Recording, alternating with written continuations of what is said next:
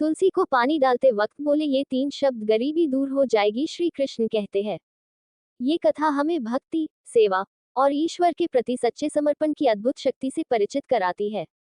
रघुनंदन नामक एक साधारण व्यक्ति, जो प्रारंभ में अत्यंत गरीबी और कठिनाइयों से जूझ रहा था, भगवान श्री कृष्ण की कृपा और तुलसी की पूजा के माध्यम से कैसे समृद्ध और सम्मानित जीवन जीने लगा, यही इस कथा का केंद्र बिंदु है।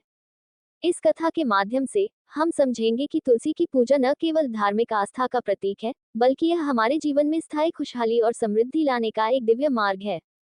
भगवान श्री कृष्ण द्वारा बताए गए 3 शब्द, श्री हरि वासुदेवाय नमः, का जाप कैसे जीवन के सबसे बड़े संकटों को दूर करता है, इसे रघुनंदन के जीवन के उदाहरण से समझा जा सकता है। रघुनंदन ने अपने जीवन में कठिन समय का सामना करते हुए भी भक्ति का मार्ग नहीं छोड़ा, और यही उसका सबसे बड़ा संबल बना। जब नगर में अकाल पड़ा और लोग परेशानियों में घिर गए, तब भी उसने अपनी निस्वार्थ सेवा और भगवान की आराधना से न केवल स्वयं को, बल्कि पूरे नगर को संकट से बाहर निकाला। ये कथा उन लोगों के लिए एक प्रेरणा है, जो जीवन में कठिनाइयों का सामना कर रहे हैं और सही मार्ग की तलाश में हैं। रघुनंदन का जीवन हमें ये सिखाता है कि सच्ची समृद्धि धन या संपत्ति में नहीं, बल्कि भगवान के प्रति समर्पण और सेवा में है। इस कथा को पढ़ते हुए आप भी तुलसी की पूजा और भगवान श्री कृष्ण के मंत्र के महत्व को समझ पाएंगे, जो हर व्यक्ति के जीवन को बदलने की शक्ति रखता है। बहुत समय पहले की बात है, जब धरती पर धर्म और भक्ति का युग था, तब भगवान श्री कृष्ण ने अपने भक्तों को अनेक रहस्य और ज्ञान दिए, जो उनके जीवन को सुखी और समृद्ध बनाने के लिए थे। इन रहस्यों में से एक तुलसी की महिमा का रहस्य भी था, जिसे श्री कृष्ण ने अपने भक्तों को विशेष आशीर्वाद के रूप में दिया। द्वारका नगरी में एक साधारण ब्राह्मण परिवार रहता था। इस परिवार के मुखिया का नाम रघुनंदन था। वह एक अत्यंत धार्मिक और श्रद्धालु व्यक्ति था, जो नित्य भगवान श्री कृष्ण की पूजा और आराधना करता था। परंतु उसकी आर्थिक स्थिति अत्यंत दयनीय थी। उसके पास इतनी भी संपत्ति नहीं थी कि वह अपने परिवार के लिए 2 वक्त की रोटी जुटा सके। कई बार उसने भगवान श्री कृष्ण के आगे हाथ जोड़े और अपनी स्थिति सुधारने की प्रार्थना की, परंतु उसे कोई सीधा उत्तर नहीं मिला।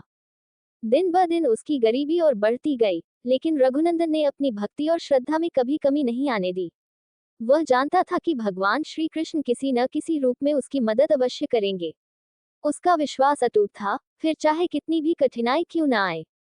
एक रात, जब रघुनंदन अत्यंत थका हुआ और उदास था, उसे भगवान श्री कृष्ण का दिव्य दर्शन हुआ। सपने में श्री कृष्ण ने उसे कहा, हे भक्त, तुम्हारी साधना सफल होने वाली है। तुम्हारे जीवन में समृद्धि आने का समय आ गया है।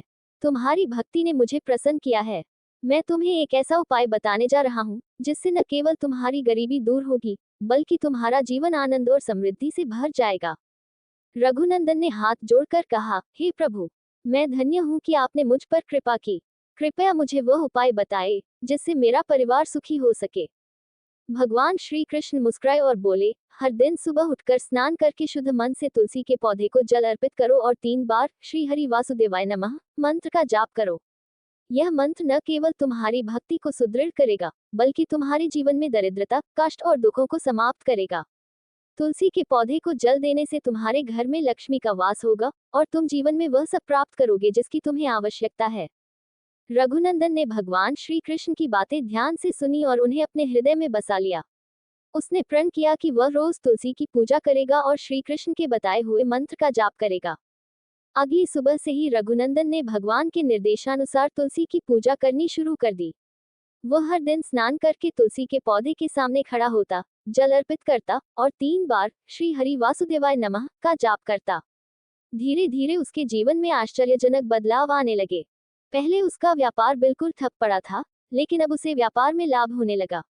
जिन ग्राहकों ने उसे पहले कभी व्यापार में मदद नहीं की थी, वे अब उसके पास आने लगे। उसका व्यापार बढ़ने लगा और उसकी आमदनी धीरे धीरे बढ़ने लगी। पहले जो लोग उसे तिरस्कार की दृष्टि से देखते थे, वे अब उसके सम्मान करने लगे। कुछ ही महीनों में रघुनंदन का जीवन पूरी तरह से बदल गया। उसकी गरीबी समाप्त हो गई और अब वह अपने परिवार का अच्छे से पालन पोषण करने लगा। उसके घर में सुख शांति और समृद्धि का वास हो गया। अब न तो उसे भोजन की कमी थी, न वस्त्रों की और न ही धन की। लेकिन रघुनंदन का ये समृद्धि पाने का सफर यही समाप्त नहीं हुआ। उसने महसूस किया कि भगवान श्री कृष्ण की कृपा से उसे जो मिला है, उसे वह दूसरों के साथ भी बांटे। उसने जरूरतमंदों की मदद करनी शुरू की, गरीबों को भोजन, वस्त्र और धन दान करने लगा।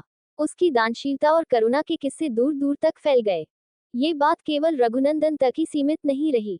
उसके जीवन में जो चमत्कार हुए थे, वह पूरे नगर में चर्चा का विषय बन गए।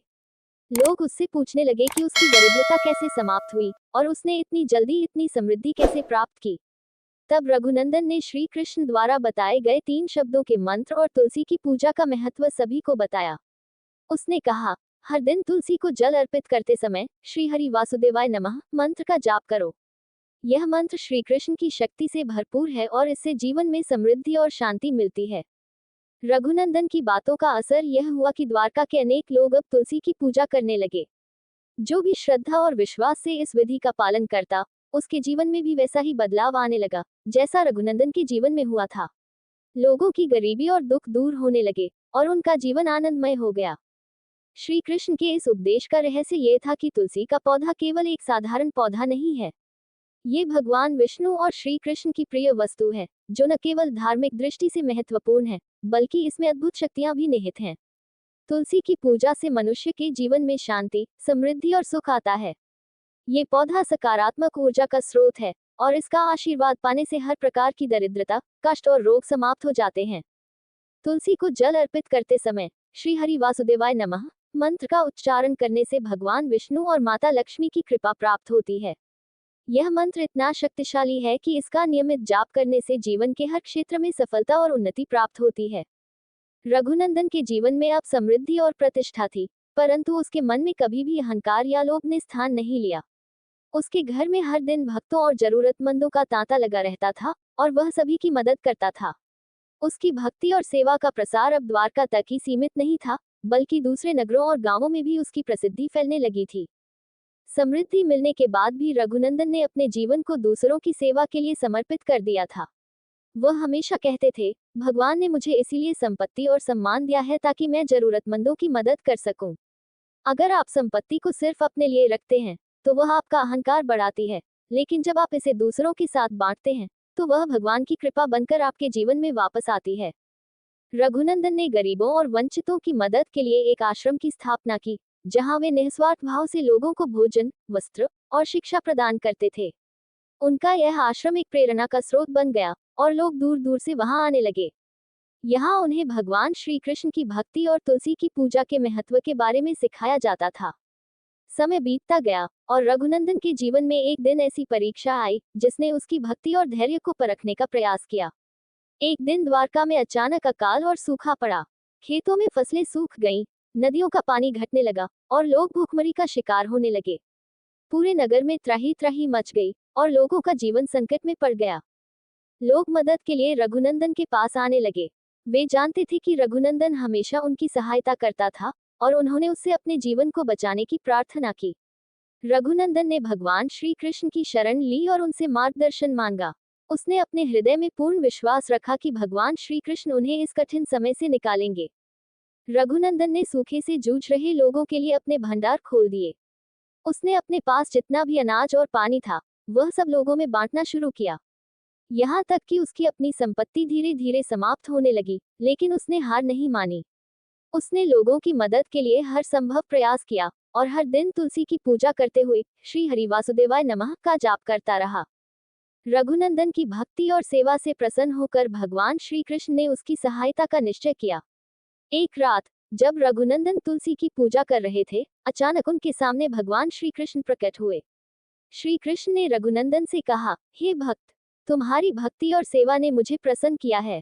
मैं तुम्हारी निस्वार्थ सेवा और समर्पण से प्रभावित हूँ। अब तुम्हारे नगर का संकट समाप्त होने वाला है।